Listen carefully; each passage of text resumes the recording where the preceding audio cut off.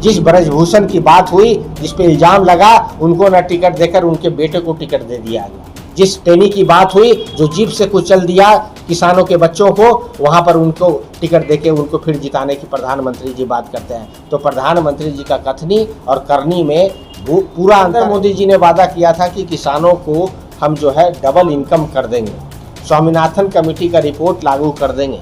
Double income तो छोड़ दीजिए, किसानों का जीएसटी अगर आप देखते हैं तो 28% किसान का जो उपक्रम होता है खेती करने के लिए 28% का जीएसटी लगा दिया है नरेंद्र मोदी जी ने। और इतना ही नहीं, किसान के जो बच्चे जो आर्मी में जाते थे, जो सेना में जाते थे, उनको अग्निवीर लाया ये पॉलिसी। किसान खेतों में अपना जो है मेहनत से फसल उपजाता है, नरेंद्र मोदी ने उस फसल का दाम नहीं दिया, रातल पे कोई नहीं उतरा, चाहे वो नोटबंदी हो, देशबंदी हो, रेरा हो या फिर जीएसटी हो। जीएसटी ने तो गरीब लोगों के पॉकेट से पैसा निकाल कर बड़े बड़े अडानी अंबानी को दिया उन्होंने। और जो कॉरपोरेट टैक्स है जो 33% से घटा के 23% कर दिया, 10 सालों में लगभग 12 लाख करोड़ टैक्स माफ़ किया है जो है कॉरपोरेट घरानों का। सबसे पहले मैं तो क्षमा चाहता हूं क्योंकि टाइमिंग जो है वो 1.5 घंटा बढ़ा दी गई। कारण था कि माननीय प्रधानमंत्री जी का प्रोग्राम चल रहा था हाजीपुर में, और पटना से भी मुझे जो स्टार्ट किया मैं वहाँ भी उनका था, तो इस कारण से थोड़ा लेट हो गया। आज जो हम लोग प्रेस कॉन्फ्रेंस हम लोगों ने बुलाया है, तो हमारे साथ रामाशीष यादव जी हैं, पूर्व विधायक हैं, जिला अध्यक्ष हैं। हमारे साथ उमाकांत यादव जी हैं, पूर्व विधायक हैं।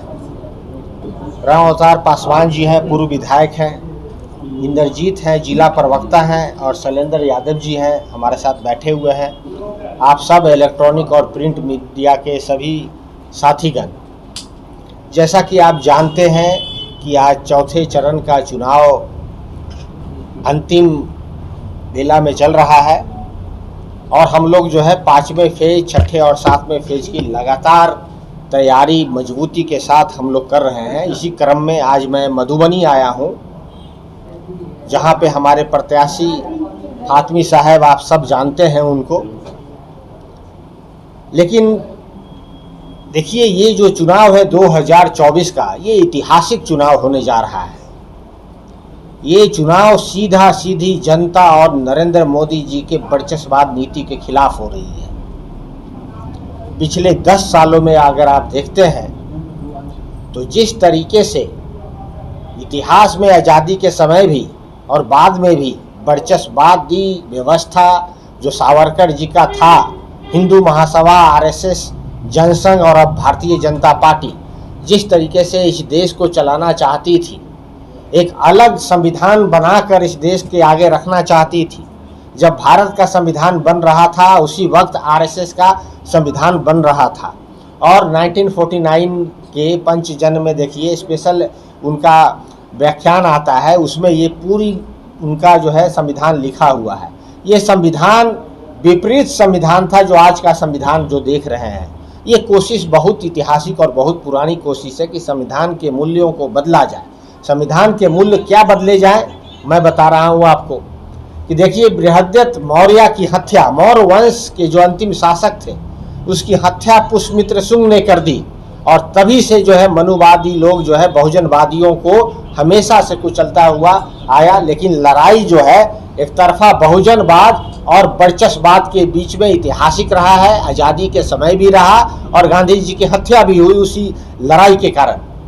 और आज जो 2024 का जो लड़ाई है, एक तरफ बहुजनवाद है, बहुजन सुखाय बहुजन हिताय, जो सम्राट अशोक के जो चक्र हैं, स्तंभ हैं, संविधान के प्रतीक है। इस प्रतीक को जो 24 तीलियां हैं जो चक्र में, चाहे समानता हो, भाईचारा हो, न्याय हो, बंधुता हो और कल्याणकारी राज्य की अवधारणा हो, इन सभी को धूमिल करते हुए माननीय प्रधानमंत्री जी ने पिछले 10 सालों में अशोक के चक्र को धूमिल किया है और पार्लियामेंट में संगोल को इस्टेब्लिश किया है। संगोल राजदंड का प्रतीक है।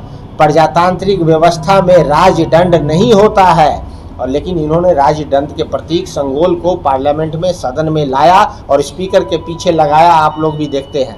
लगातार 10 सालों में जितने भी इनकी नीतियां रही है, चाहे वो फाइनेंस से रिलेटेड रहा हो, चाहे सोशल रिफॉर्म से रिलेटेड रहा हो, धरातल पे कोई नहीं उतरा। चाहे वो नोटबंदी हो, देशबंदी हो, रेरा हो या फिर जीएसटी हो।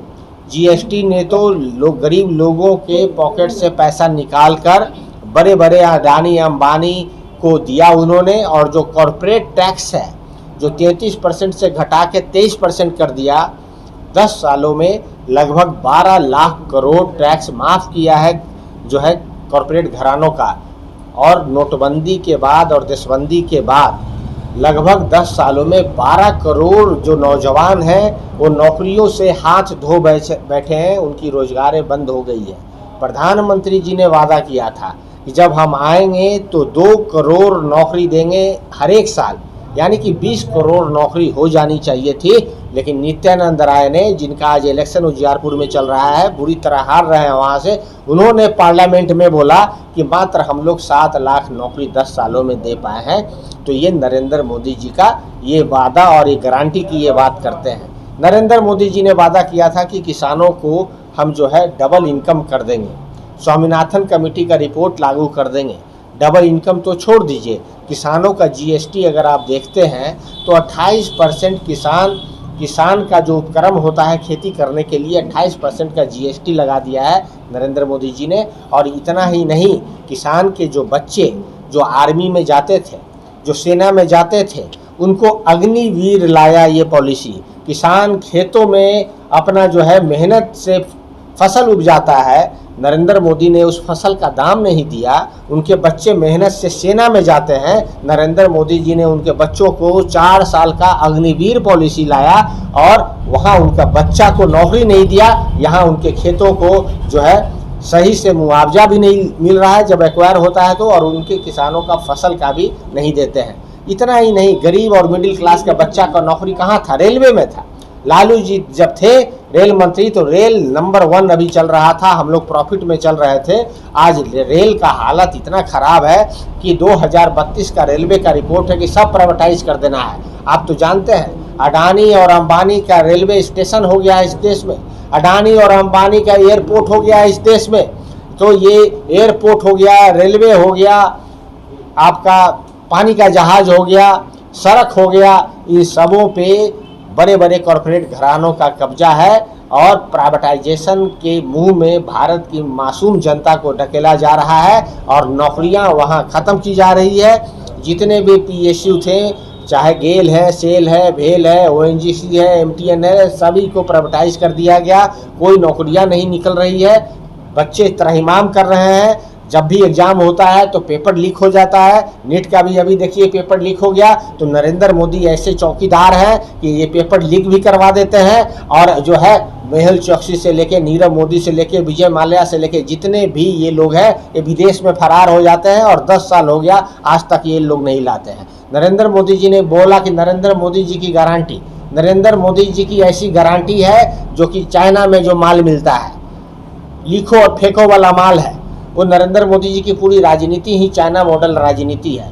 जब डोकलाम में नरेंद्र मोदी जी का जब जमीन भारत का कब्जा होने लगता है तो नरेंद्र मोदी शांत हो जाते हैं। इन्होंने बात किया बेटी पढ़ाओ बेटी बचाओ की, इन्होंने बात किया जब मणिपुर में अपने बेटियों के साथ जब चीरहरण हो रहा था तो नरेंद्र मोदी वर्चस्ववादी नीति के पर्दे के पीछे कार की तरह छुप गए थे और उन्होंने 44 दिन तक एक शब्द नहीं बोला। इतना ही नहीं, जो ओलंपिक में महिलाएं हमारी जो बच्चियां जो जीती, गोल्ड मेडल जीती, सिल्वर मेडल जीती, जब ये जंतर मंतर पे बैठी हुई थी तो नरेंद्र मोदी 1 किलोमीटर दूर जो है खराटे ले रहे थे और एक बार भी नहीं आया। और पुलिस ने जिस दमनकारी नीति के तहत उनको वहां से हटाया, ये पूरा देश और पूरा दुनिया जानता है। जिस ब्रजभूषण की बात हुई, जिस पे इल्जाम लगा, उनको न टिकट देकर उनके बेटे को टिकट दे दिया गया। जिस टेनी की बात हुई, जो जीप से कुचल दिया किसानों के बच्चों को, वहां पर उनको टिकट देके उनको फिर जिताने की प्रधानमंत्री जी बात करते हैं। तो प्रधानमंत्री जी का कथनी और करनी में पूरा अंतर है। ये कहते हैं कि विश्व में हमारा डंका पिटाया जा रहा है, प्रधानमंत्री सबसे मजबूत है पूरे विश्व में।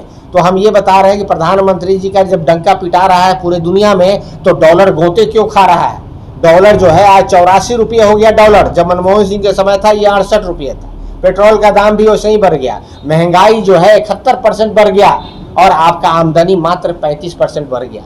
आमदनी 35% बढ़ी और महंगाई उससे दुगनी बढ़ गई। तो नरेंद्र मोदी जी का जितना जो है कंजम्पशन नहीं है मार्केट में डिमांड नहीं है, फिर भी महंगाई चरम सीमा पे है। ये इकोनॉमिस्ट भी फेल हो गया, क्योंकि ये सरकार और कॉरपोरेट घरानों के बीच में मिली भगत है। गरीब जनता के पैसों का पॉकेट से निकाल कर दोहन किया जा रहा है। जो नौकरी करता है वो 30% टैक्स दे रहा है, 18% जीएसटी दे रहा है, तो बना के 50% तो वो टैक्स ही दे देता है। जो गरीब गुरबा है, जो रिक्शा चलाता है, वो भी बेचारा अगर साबुन खरीदने जाता है, दूध खरीदने जाता है, शैम्पू खरीदने जाता है, तो उसको टैक्स देना पड़ता है। प्रधानमंत्री के जब रेस में थे, कहा करते थे कि ये तो दूध पे टैक्स लगाते हैं, पनीर पे टैक्स लगाते हैं, आज हर जगह टैक्स लग रहा है। गरीब जनता का पैसा पॉकेट से निकाल कर और जो है प्राइवेट के हाथों में दे रहे हैं। आज आप बैंक में चले जाइए, अपना पैसा 2 लाख निकालने चले जाइए, मैनेजर कहेगा कि जो हमको पहले से बता देना 2 लाख आपको क्यों चाहिए और कब निकालने आओगे। तो ये तो अब हाल हो गया है कि देश के पास पैसे की कमी हो गई है। इसलिए तो देश पिछले 10 सालों में 2 लाख करोड़ भारत का लोन हो गया है। अगर प्रधानमंत्री कहते हैं कि जीएसटी से आ रहा है पैसा, हर जगह से पैसा आ रहा है, अरे भैया जब पैसा हर जगह से आ रहा है, देश तरक्की कर रही है, तो आप जो है लोन क्यों ले रहे हैं? 2 लाख करोड़ उन्होंने अब तक लोन ले लिया है। इतना ही नहीं, आपको जानकर यह आश्चर्य होगा कि जो 2012 का स्टैनले और मॉर्गन का जो रिपोर्ट है, जिस तरीके से जो देश आगे बढ़ रहा था मनमोहन सिंह के समय में, उस समय 8वां पोजीशन पे एक वर्ल्ड में इकोनॉमी शेयर जो होता है वो 8वां पोजीशन पे था, आज 5वां पोजीशन पे है। तो ये कहा हुआ है कि भाई आने वाले दिन में 2047 तक इंडिया दूसरे नंबर पे चला जाएगा। नीति और नीयत मनमोहन सिंह की जो थी 91 में, उसी नीति और नीयत अगर चलती रही तो हम लोग दूसरे नंबर पे आ जाएंगे। प्रधानमंत्री जी का इसमें कोई कंट्रीब्यूशन नहीं है। मनमोहन सिंह जब देश आए थे, जब वाजपेयी जी गए थे, तो 0.7 ट्रिलियन इकोनॉमी थी भारत के। मनमोहन सिंह जब छोड़ के गए तो 2.4 ट्रिलियन है भारत की इकोनॉमी। आज के दिन में 3.7 ट्रिलियन है भारत की इकोनॉमी। तो सबसे ज़्यादा ट्रिलियन में अगर पैसा किसी ने जोड़ा है तो मनमोहन सिंह का जो 10 साल था यूपीए का, वो जोड़ा है, ना कि ये प्रधानमंत्री जी जोड़े हैं। तो प्रधानमंत्री जी तो अपनी डफली अपनी राग बजाते हैं।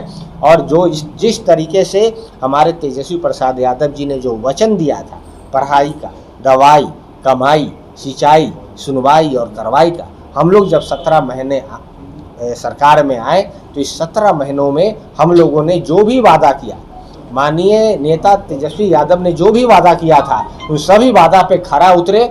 हमने बात किया था रोजगार की, कमाई की, हम लोगों ने 5.5 लाख सरकारी नौकरी हम लोगों ने दिया बिहार के मासूम जनता को। इतना ही नहीं, आप देखिए शिक्षक का बहाली माननीय लालू प्रसाद यादव जी के समय 30 साल पहले हुआ था, बीपीएससी के थ्रू गुणवत्तापूर्ण शिक्षा का अपॉइंटमेंट हुआ था। उनके लड़के तेजस्वी जी के द्वारा 30 साल बाद उसी बीपीएससी के थ्रू फिर नौकरी दिया गया। उस 30 साल में नौकरी नहीं दिया गया। आप समझ सकते हैं कि किस तरीके से डबल इंजन की सरकार यहाँ काम कर रही थी। इतना ही नहीं, तेजस्वी प्रसाद यादव जी ने हेल्थ में 1,35,000 नौकरियाँ पाइपलाइन पे जो एडवर्टाइज होने वाला था, और जो हमारी सरकार चली गई आज तक इन्होंने एडवर्टाइज नहीं किया। जब हम 17 महीने में थे, बिहार में कोई पेपर लीक नहीं हुआ, सारे परीक्षा हुए, रिजल्ट आए, लोगों को नौकरी मिल गई। इतना ही नहीं, हम लोगों ने टूरिज्म पॉलिसी में बदलाव लाया, हम लोगों ने इंफॉर्मेशन टेक्नोलॉजी में बदलाव लाया। और जो हमारा ये 24 वचन है, जो आप लोग सब के पास हम अभी भिजवाते हैं, ये 24 वचन में है कि 1 करोड़ हम नौकरी देंगे। 30 लाख नौकरी तो केंद्रीय एजेंसियों के पास अभी खाली पड़ी हुई है, नरेंद्र मोदी दे सकते थे, उन्होंने दिया नहीं। 70 लाख नौकरियां और भी हम दे सकते हैं। 1 करोड़ नौकरी की बात है, 500 रुपये सिलेंडर देने की बात है। प्रधानमंत्री आज भी सभा कर रहे हैं पूरे बिहार में, उन्होंने स्पेशल स्टेटस नहीं दिया। नीतीश कुमार कहते थे कि हम स्पेशल स्टेटस दिलवाएंगे, आज तक नहीं दिलाया। प्रधानमंत्री जी ने स्पेशल अटेंशन की बात की, आज तक कोई स्पेशल अटेंशन नहीं दिया गया। स्पेशल पैकेज की बात की, नहीं दिया गया। पिछले 10 सालों में एक भी केंद्रीय विद्यालय, एक भी केंद्रीय यूनिवर्सिटी इस बिहार के धरती पे नहीं दिया गया। एम्स का जो पॉलिसी शुरू हुआ मनमोहन सिंह के समय, उसी के आधार पे यहाँ पे जो है दरभंगा में बना, लेकिन आज तक वो कंप्लीट नहीं हुआ।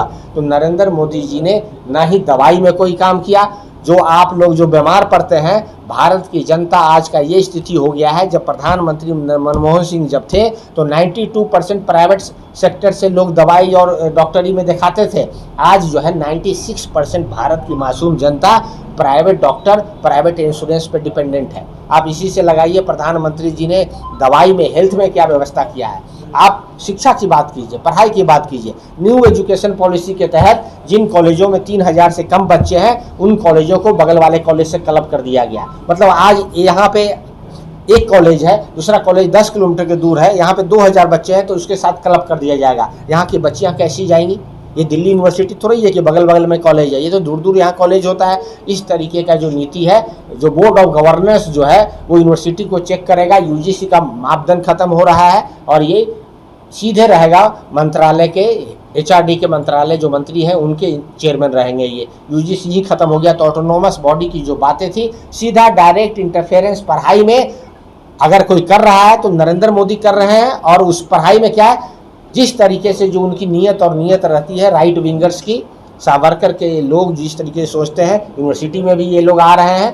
तो नरेंद्र मोदी जी का पूरा जो सोच है, ये सोच ऐतिहासिक जो वर्चस्ववादी नीति रही है, बहुजनवाद को ख़त्म करके, संविधान के मूल्यों को ख़त्म करके, कल्याणकारी राज्य की अवधारणा को ख़त्म करके, आरक्षण के मूल्यों को ख़त्म करके, आर्टिकल 6 मौलिक अधिकार में दिया हुआ है, आर्टिकल 16 में कि भाई जो है हमको पब्लिक एम्प्लॉयमेंट देना चाहिए।